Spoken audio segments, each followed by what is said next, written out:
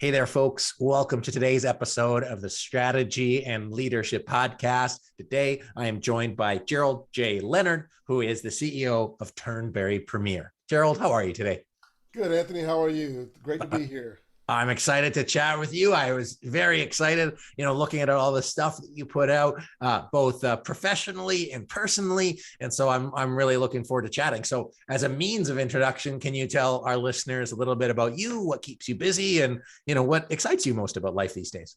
Excellent, excellent. Well, what keeps me busy is both my companies with my company Turnberry Premier, which is a consulting firm that provides resources and technology and support for companies like MasterCard and the Virginia Department of Transportation and some others that we're talking to, like Chase and Bank of America and so on.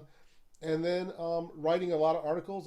Finishing up my third book called A Symphony of Choices, which is a business parable using music as a metaphor, like I did with my first two books, and really just helping my clients to grow their business and execute in a way that allows them to spend time with their family and the things that they love to do, and do it the way we're created. I believe a lot in a lot of the things that we can learn from neuroscience, and I've integrated the concepts of productivity, neuroscience, workplace culture, and I use music as a metaphor to explain a lot of these concepts. So Perfect. I got that. So what, I guess, given that you're looking at the forefront of people, but also using it to reconnect to our roots, what are some of the key considerations you'd want our listeners to think about as they go on leading teams, as they move forward, as they go on, developing their careers as leaders? And maybe you can give them some sheet music, for lack of a better word. yeah. Well, when you're working as a musician and a consultant and a strategy implementation or project manager, there's a lot of different things you can pull from. But honestly, I pull a lot from my background as a musician. And what I mean by that is, one of the core capabilities or things that I had to learn or dealt with was constantly improving. I'm constantly taking classes now.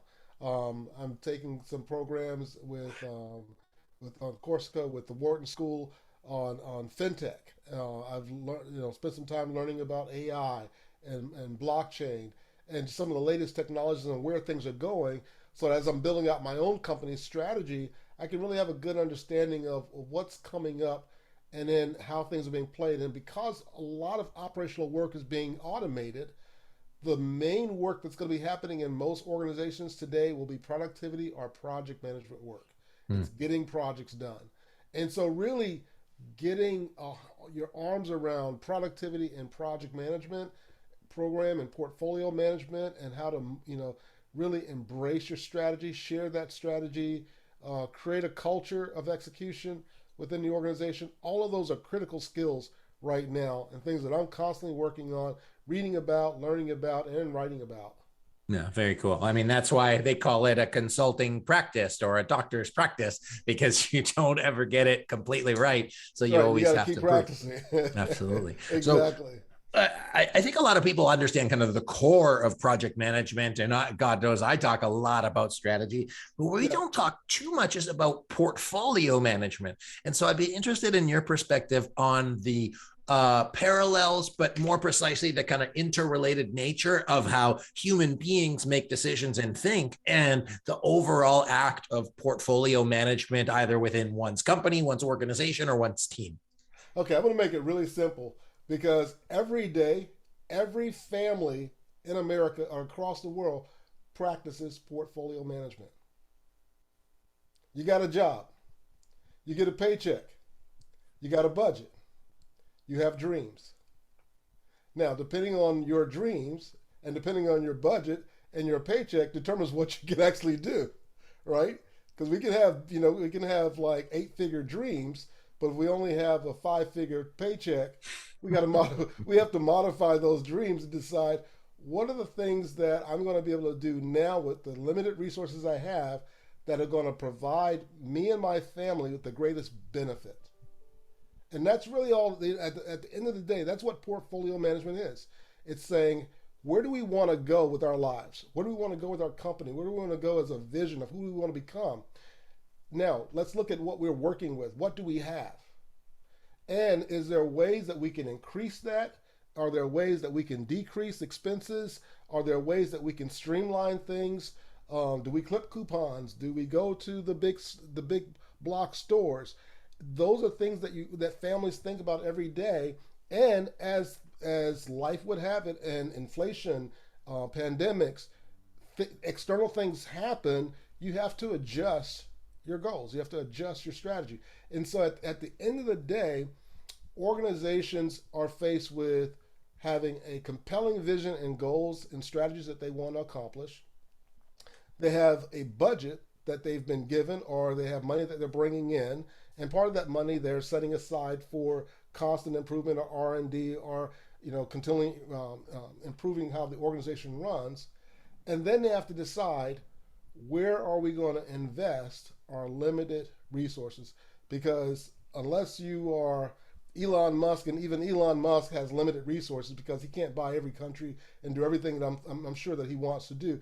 He has to make strategic decisions Mhm. on where he puts his billions, just like we make the strategic decisions on where we put our millions or our thousands or our hundreds.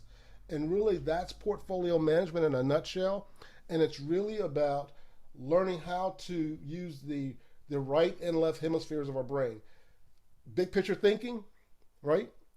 And at the same time, thinking about the details.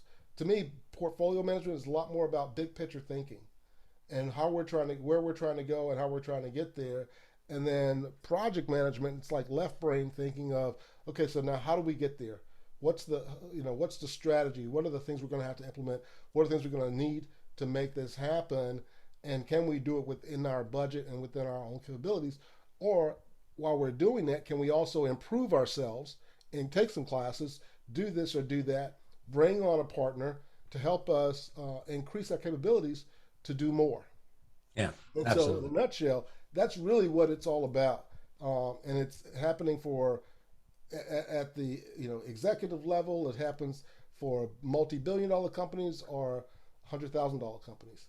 Yeah, I got that. What I find interesting about your perspective on portfolio management, of course, the parable to how human beings do it on a day-to-day basis, and then the need for big pictures, strategic thinking in a manner, is that often I find leaders don't take time to recognize that all of their activities are a portfolio. They know they have a bunch of stuff to do, but I don't think they think about it in that, hey, I have limited resources. So it's either too wide open or so narrow, but there's not that balance with, hey, I actually have to, there's all these things I want to do. How can I chunk them out and move them forward? And, that's what, both of us, of course, do strategic planning to help teams sort that out and put those parameters in place to help them be more successful.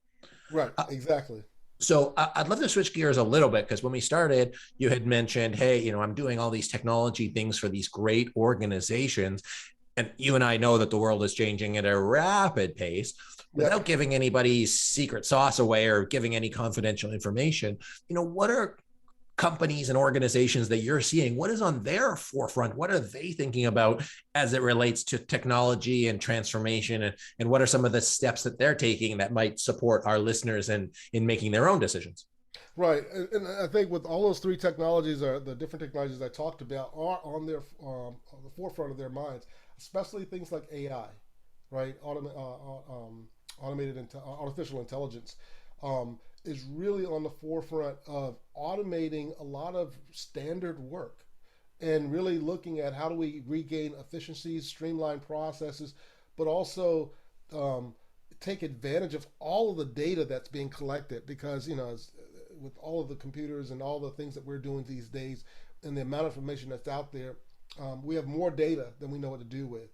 And the great benefit of AI is that you have computers that are able to crunch all that information, take snapshots, use neural networks to figure out better ways to address or ask better questions or find better data from all the information that's out there. So I think definitely AI, again, blockchain, just having independent networks that are doing things along that line, but then also just really focusing on how do we streamline projects and become more agile in our thinking. And I think companies are beginning to really take into consideration culture. especially with the pandemic, where everyone went virtual. Everything had to happen virtually, and companies. The thing about the pandemic what it exposed was companies that were really good at portfolio management and being agile are doing well, and the companies that were not are struggling. They're not doing well, or they may be going out of business, or they've already gone out of business. Mm. And so this attitude or focus of constant learning and constant being agile is super important for organizations. And a lot of my clients right now, that's how they think. That's what they're focused on. Mobile applications.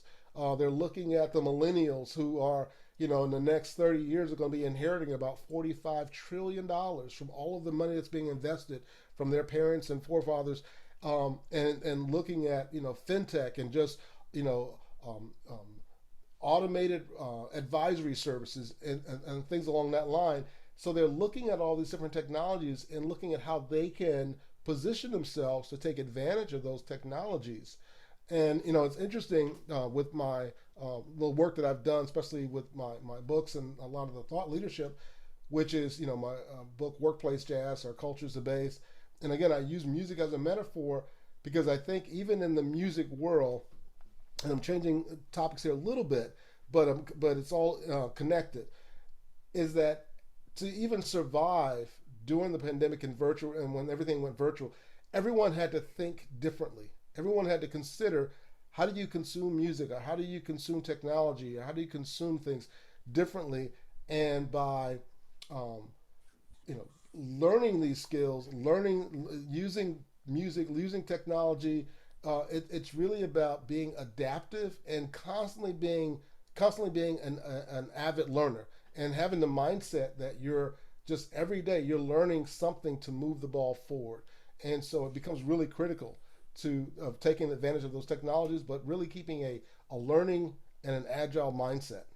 Yeah. And what's very interesting, and like, as you can imagine, I interview a lot of people and talk to a lot of people in my practice. And I did have this kind of sentiment that there are winners and losers through Yes. COVID, for lack of a better word.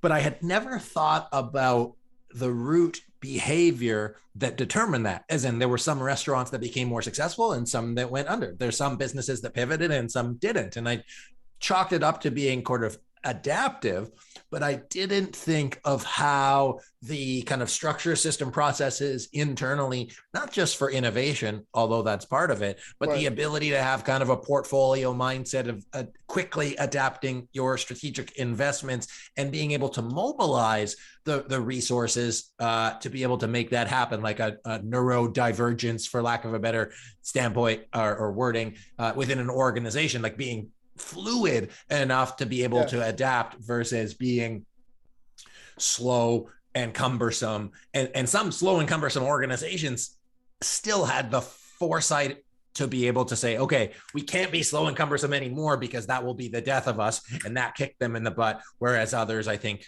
maybe underestimated it, even if they were adaptive, and then they faced the consequences. Would you say that's a fair assessment of the market? I would, but I also would say that the companies that have done well have also been forward thinking for years. Mm. So they even though, let's say, they invested in brick and mortar, they knew that there was a balance happening. They could read the tea leaves, if you will. They knew that having a virtual infrastructure, like a lot of the companies that were able to jump on Zoom or Microsoft Teams or those technologies, but also had their own VPN environments or virtual environments that their workers could quickly um, go home with their laptops and their work and begin to just on a dime start working from home as if it was just standard operations. Mm. Those were the companies that were able to take advantage and mobilize and be agile or fluid. Others that hadn't been thinking that way, let's say they put a lot more of their investments into brick and mortar, into inventory along that line, so that when things were shut down, right, all of a sudden things are automatically shut down. They were at a loss for how do we move this, because they weren't thinking long term, or even in the past, about different scenarios or situations. And so it's much more than just being fluid or being able to adjust. It's being strategically agile. Yeah, absolutely. So just as we finish up here, and that time has flown by, which is really cool because I think as we look into the future and we see organizations being adaptive, both with their thinking, with their people, with their structure systems, technology, there is going to be something else. There is going to be something that plasticity was the word I was looking for earlier, Yes. to help adapt to, whatever's coming. If you're playing some music, sometimes things change, but you roll with it. So what is one thing that you want our listeners to leave with? And if you want to tie that to music and how that's a lesson for them, I would love that as well.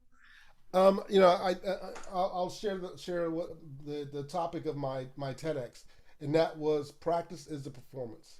Mm-hmm. What if practice is a performance? And really, it's just that what we practice on a daily basis becomes our performance in the real world.